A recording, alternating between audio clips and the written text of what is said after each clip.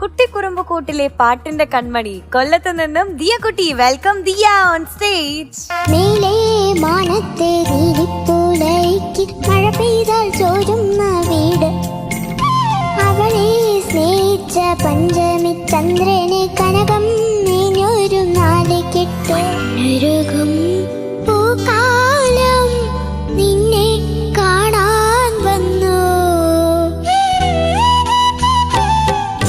ഒഴുകും പൂക്കാലം നിന്നെ കാണാൻ വന്നു. പൊന്നാട് തളിരാട് കാണിക്കയായി തന്നു. ദിയക്കുട്ടി, ഹലോ. മഴക്കാണോ? പിന്നെന്താ ഇങ്ങനെ ഇരിക്കുന്നേ? ഗെയിം കളിക്കാൻ തരാത്തോണ്ടാണോ? അതുകൊണ്ടാണോ പിണങ്ങിയിരിക്കണേ? അത് ഞാൻ തരാം, പാടിക്കഴിഞ്ഞ് വന്നിട്ട് തരാം കേട്ടാ. എന്നാ ചിരിക്ക്. ഇക്കിളിയുണ്ടോ? എനിക്ക് ഇക്കിളിയില്ല. ഇക്കിളിയുണ്ടോ? ഞാൻ ചോദിക്കട്ടെ, നല്ല ഉടുപ്പാണ്. ഈ ഉടുപ്പൊക്കെ ആരാ തയ്ച്ചു തരുന്നേ? ആ ബട്ടർഫ്ലൈയുടെ ഉടുപ്പ് തന്നെ അല്ലേ? എന്നിട്ട് എനിക്ക് ബട്ടർഫ്ലൈ എത്രയോ തരാന്ന് പറഞ്ഞേ? 5000. എന്നിട്ട് തന്നില്ലല്ലോ. 5000 പോയിട്ട് ഒരു ബട്ടർഫ്ലൈ പോലും കിട്ടിയില്ല. ഇപ്പൊ കൊണ്ടുവന്നിട്ടുണ്ട്. അതെ, ഓണർ ആയിട്ടുണ്ട്. എന്തായാലും പാടിയിട്ട് വന്നിട്ട് നമുക്ക് ഗെയിം ഒക്കെ കളിക്കാം.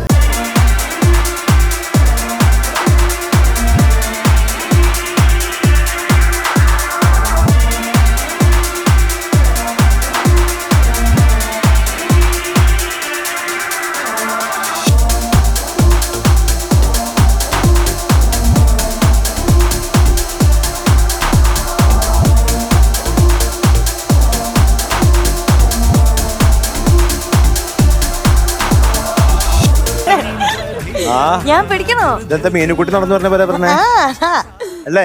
നടക്കാൻ വയ്യ. എന്താ ഉച്ചയ്ക്ക് ഒരു വയ്യാത്തല്ല, പിന്നെ അത് അങ്ങനത്തെ ഡ്രസ്സാ. അങ്ങനത്തെ ഡ്രസ്സാ? അതൊന്നുമല്ല, ഉച്ചയ്ക്ക് 4 പിടി ചോറുണ്ട്.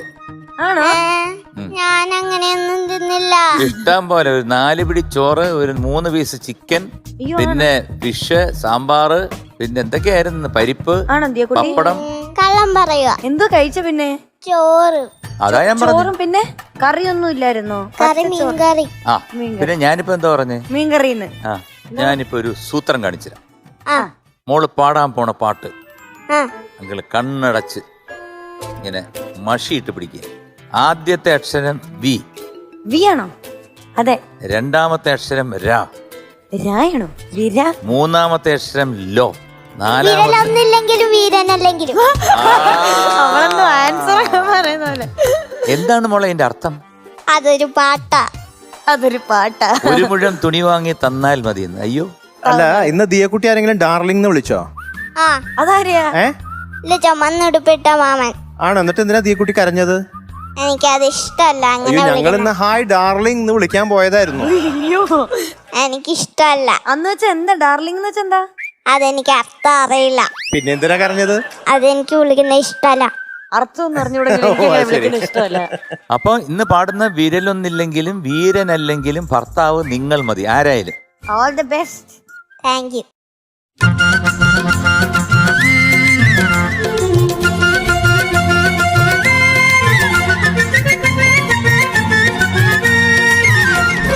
വിരലൊന്നില്ലെങ്കിലും വീരനല്ലെങ്കിലും ഭർത്താവു നിങ്ങൾ മതി.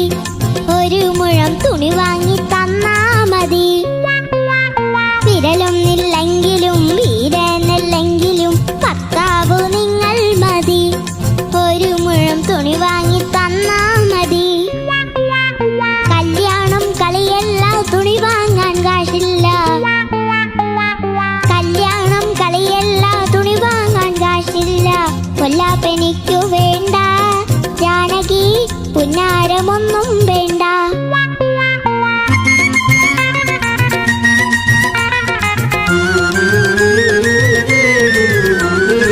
ആണായാലിന് വേണ്ടേ, മനുഷ്യനു തുണ വേണ്ടേ. ആണായാലിന് വേണ്ടേ, മനുഷ്യനു തുണ വേണ്ടേ. ഒരു കൊച്ചു കച്ചമുണ്ട്, തന്നെ കൂട്ടിന്നു വച്ചാലെന്ത്.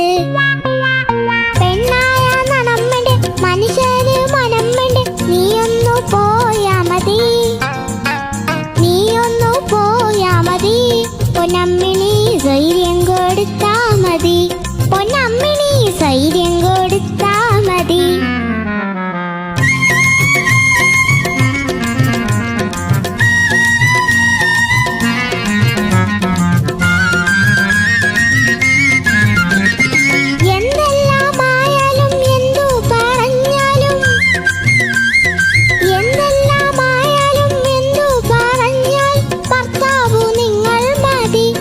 പൊന്നങ്ങുന്നേ ഭക്ഷണിയാണേലും ശരി, പൊന്നങ്ങുന്നേ ഭക്ഷണിയാണേലും ശരി.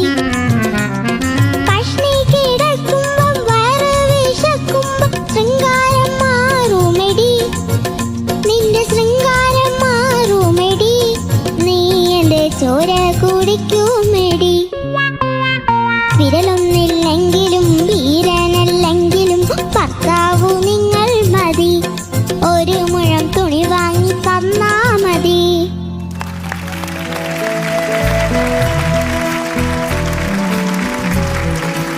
ഈ കുട്ടി എന്തോ നന്നായിട്ട് പാടി.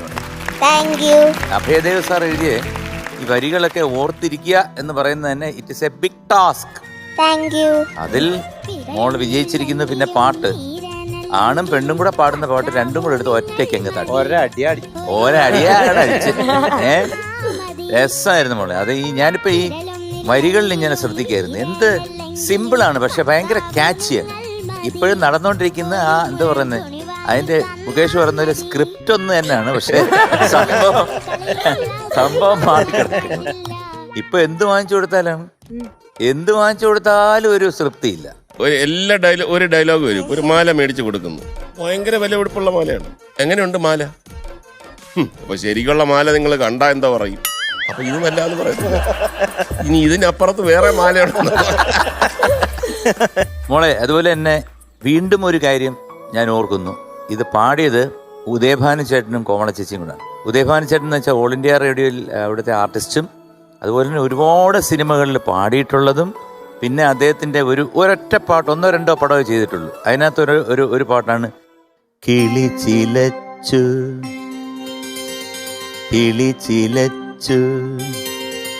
തേൻവള ചിരിച്ചു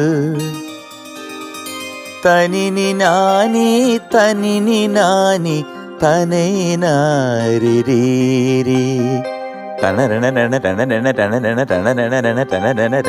കിളി ചിലച്ചു. Super song.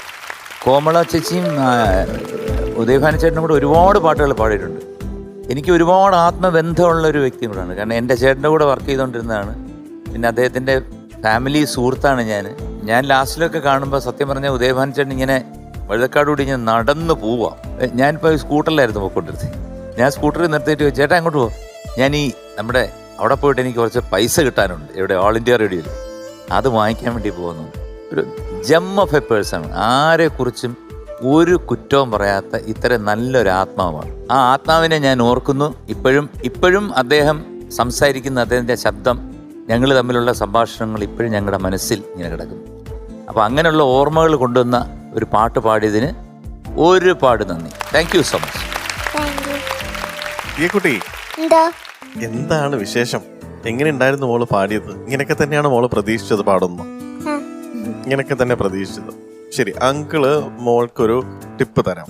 അതായത് ഇങ്ങനത്തെ പാട്ട്, ഈ പാട്ടിന്റെ വരികളൊക്കെ ഫുൾ വളരെ കോമഡി ആയിട്ടുള്ള വരികളല്ലേ. അപ്പൊ ഇങ്ങനത്തെ പാട്ടുകളൊക്കെ കൊണ്ടുവരുമ്പോൾ കുറച്ചും കൂടി മോളത് എക്സ്പ്രസ് ചെയ്ത് പാടണം.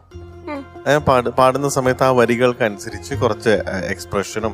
ഇതിപ്പോ മോള് പാടുന്ന സമയത്ത് നമ്മൾ എന്താണ് ഇതിന്റെ വരികളിൽ വരുന്ന കോമഡി പോകുന്നത്, ഒന്നുമില്ലാതെ മോള് ഒരേപോലെയാണ് ഇങ്ങനെ പാടിപ്പോയത്. അപ്പൊ എന്തെങ്കിലുമൊക്കെ ചിലപ്പോൾ ഇപ്പൊ നമ്മൾ പെർഫോമൻസ് റൗണ്ടൊക്കെ വരികയാണെങ്കിൽ ഇങ്ങനത്തെ പാട്ടെടുത്താൽ കുറച്ച് കൂടുതൽ മോൾക്ക് പെർഫോം ചെയ്യാൻ പറ്റും. അപ്പം ആ ഒരു സ്കോപ്പ് ഉണ്ട്. പക്ഷെ ഒറ്റയ്ക്ക് നിന്ന് പാടുമ്പം അറ്റ്ലീസ്റ്റ് ചില വരികളിൽ ചിരിക്കുക. ഇത് മോള് പാടുന്ന സമയത്ത് അത്ര ചിരിയില്ലെങ്കിലും പാടി കഴിഞ്ഞിട്ട് സംസാരിക്കുമ്പോഴാണ് എപ്പോഴും മോള് ചിരിക്കുന്നത്. അപ്പം അങ്ങനെ എപ്പോഴും വരുന്ന സമയത്ത് അങ്കിൾ പറഞ്ഞിട്ട് അങ്കിളിനും ഇങ്ങനെ ക്ഷീണിച്ചു പോകുന്നു. ഇത് പറഞ്ഞിട്ട് മോൾക്ക് മനസ്സിലാവുന്നില്ലല്ലോ.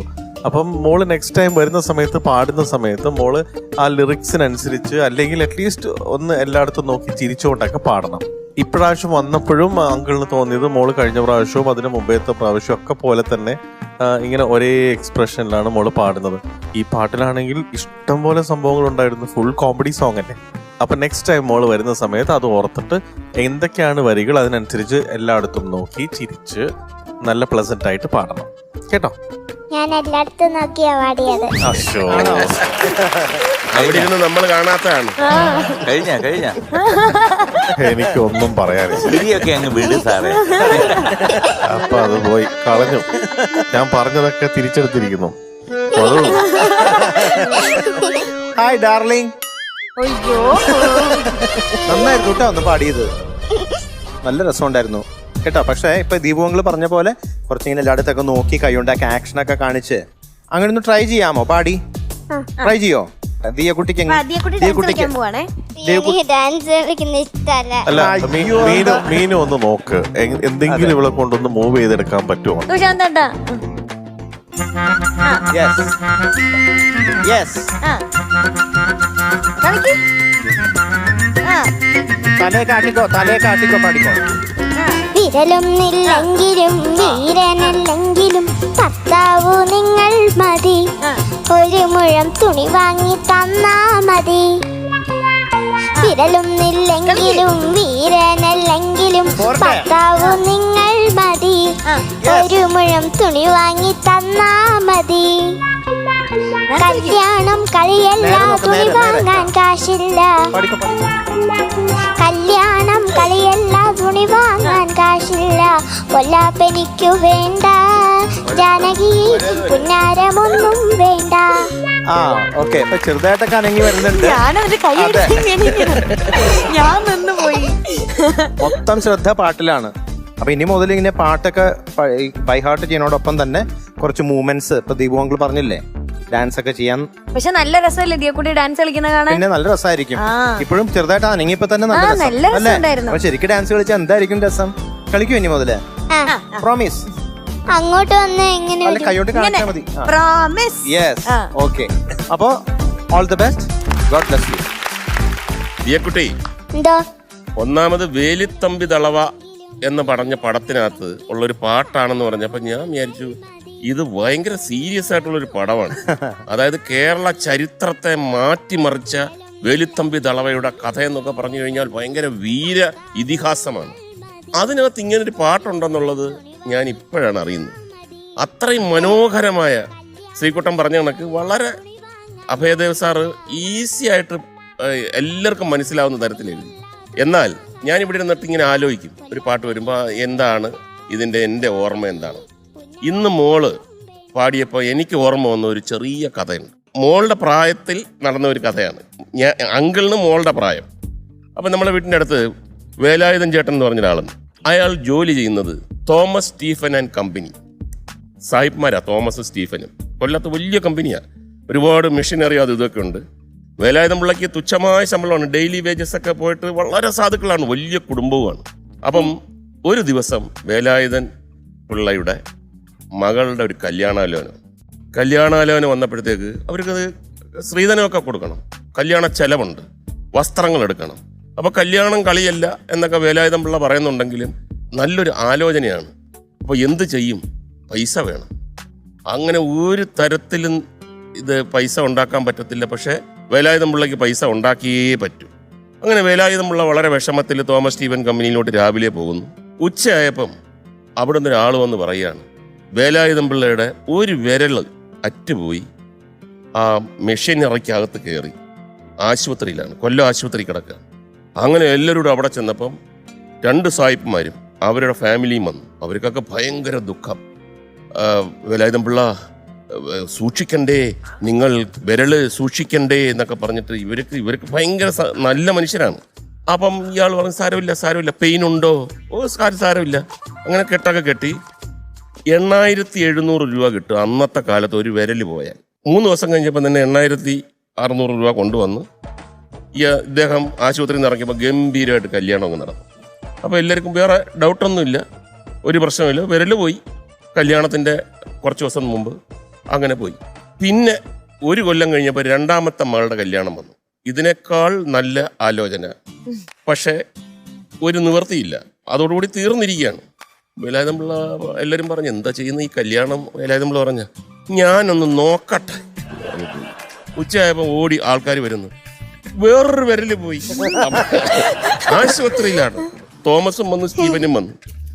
അവര് വളരെ ദുഃഖത്തിലും അത്ഭുതത്തിലൊക്കെ ഇരുന്നിട്ട് 8500 രൂപയുടെ കൂടെ 1000 രൂപ കൂടി ഇട്ടിട്ട് വേലായുധൻ പിള്ള ചേട്ടൻ്റെ കൈ കൊടുത്തിട്ട് പറഞ്ഞു, പൈസ വേണമെങ്കിൽ ചോദിക്കണം, ഫിംഗേഴ്സ് വെരി പ്രഷ്യസ്. സാഹിബിന് മനസ്സിലായത് ആവശ്യം വരുമ്പോ ഓൾ ദി ബെസ്റ്റ് മോളെ. Thank you. അപ്പോ ഇന്ന് അങ്കിൾമാര് ദിയക്കുട്ടിക്ക് തരുന്ന ഗ്രേഡ് താങ്ക് യു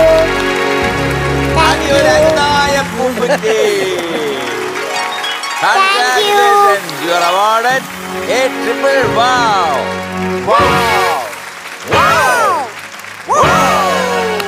പക്ഷെ നല്ല സൗണ്ട് ആവുന്നു. ദിയക്കുട്ടി ടാറ്റാ, ഓൾ ദി ബെസ്റ്റ്. ദിയക്കുട്ടി ഇവിടെ വന്ന് നിൽക്ക്, ഞാൻ കുറച്ച് കാര്യം ചോദിക്കട്ടെ. ട്രിപ്പിൾ വാവ് കിട്ടിയില്ലേ? കൺഗ്രാറ്റ്സ്. ചിരിക്ക്. ഈ പല്ല് ഇത് വന്നില്ലേ ഇതുവരെ? അതെന്താ വരാത്തെ? ഈ പല്ല് സ്ഥലം കൊടുക്കാത്തോണ്ടാ. സ്ഥലം കൊടുക്കാത്തോണ്ടാണോ? സ്ഥലം കൊടുത്താ വരൂല്ലേ? അപ്പൊ അടുത്ത പ്രാവശ്യം നല്ല ഗ്രേഡ് ഒക്കെ വാങ്ങിക്കണം. നമുക്ക് ഗോൾഡൻ ക്രൗൺ ഒക്കെ വാങ്ങിക്കണ്ടേ ഇനി? വേണ്ടേ? അപ്പോൾ ഓൾ ദി ബെസ്റ്റ്.